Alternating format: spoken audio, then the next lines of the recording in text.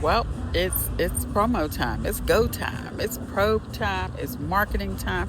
I am going to go so hard about this book I'm writing. Can of Carrots is something I've been talking about. Oh God, I don't even know how long at this point, but it's over a decade, over probably over 15 years or so.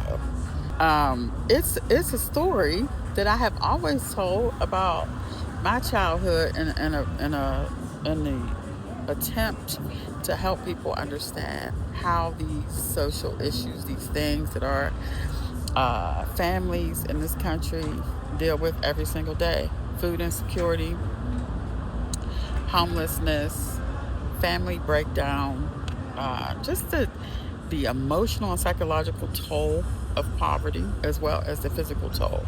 And the story One Can of Carrots is specific to the impact of food insecurity, but it also talks about other connected experiences, with poverty being the connector.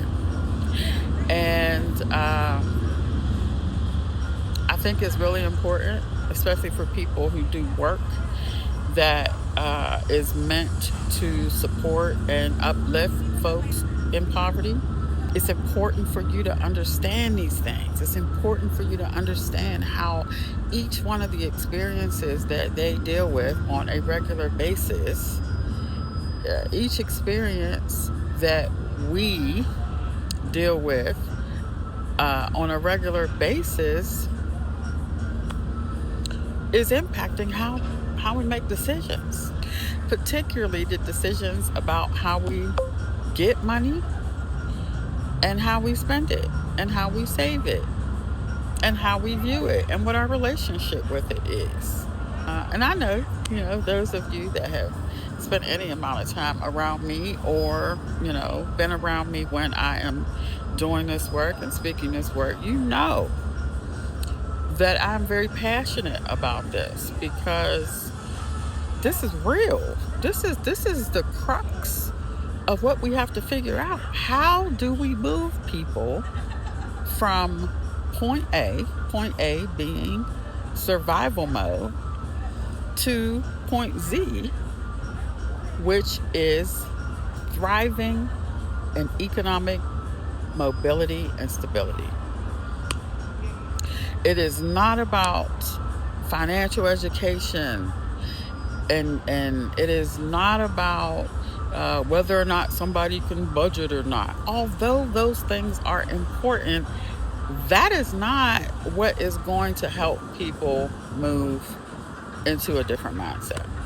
Budgeting, managing money, all of those things, and whether knowing, how to navigate financial principles, all of those things are important, but they will not happen until people heal from the experiences that really shape your relationship with money. And listen, there's always going to be somebody who disagrees with this theory, and I'm okay with that, right? So the disclaimer is, this is not going to apply to everybody. It's especially not going to apply to people who are not ready to heal, and that's okay. I believe on a larger scale, there are more people who are intrigued by this at the least, and who are curious about understanding it. But I think that all practitioners, all people who are charged to work in these spaces and to work primarily with low to moderate income families, you should be required to understand how the psychology of poverty works.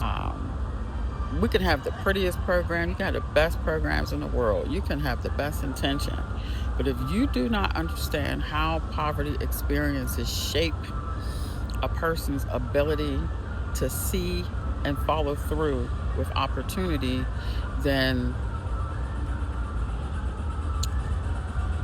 hopefully you're not okay with that. So One Can of Carrots is the book. It is a memoir about my poverty experiences, but I've also weaved in connecting those poverty experience stories to real application from an economic mobility standpoint, and really how Catapult was born. So I'm excited to get this done. I feel I've been carrying a heaviness. I've been feeling locked in, closed in, overwhelmed, caged. Very uncomfortable is probably the most common word. I've been very uncomfortable in the space that I'm in right now. And I know that's because I'm not doing enough. I'm not doing enough. It's time for me to think about this work from a different perspective. It's time for me to take all of the things that I know and all of the things that I have learned as a practitioner in this work. It's time to take it to another level. And I fully expect this book, One Can of Carrots, to be the platform for that. So I know that there's been lots of people who have listened to me speak over the years, and you've heard me reference this story that is connected to the title of this book. You probably have heard me say, I'm working on a book, I'm working on a book, I'm working on a book. I've been saying that forever. And now I'm saying I am working on a book, and I am working to completion of this book because I think it's extremely important. And not saying that, oh, my story is so important. Well, my story is important, but my story is important to me. But I do believe that my story is important for understanding what we can do to help people not only not have to suffer through these experiences, but if they have, help them be able to heal and move to a different space so that they can see their full potential, that they can recognize opportunity when it is in front of them, and that they can receive the help, love, and support that they're going to need to get beyond their circumstance. So that is how I'm looking at it. And it's there's a little snippet. I won't do this book if it's for me. This is why it's not done yet, right? Because I initially started writing this book as if it were for me. And unfortunately, with the type of trauma that I have, I'm less likely to do the thing if it is for me. I'm more likely to do the thing if it is for somebody else. So again, I ain't healed either, y'all. But I recognize my stuff, right? I spent a lot of time studying my stuff. And the reason I've spent the time studying is because I don't want other people to be negatively impacted by my trauma.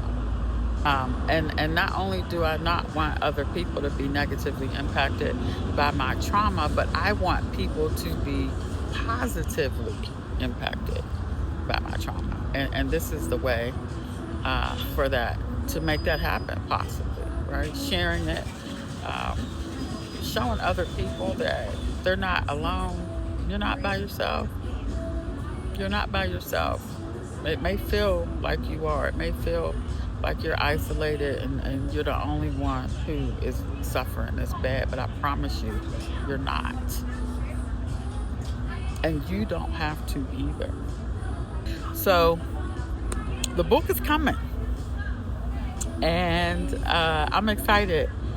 I'm excited because I strongly believe that a lot of people will be healed from it. I believe that if not healed, people will acknowledge that they are not alone and that there is an after to the trauma. There is an after. This is not it for you. This is not it. And as long as you know that this, whatever this is for you right now, as long as you know this is not it, you're gonna make it.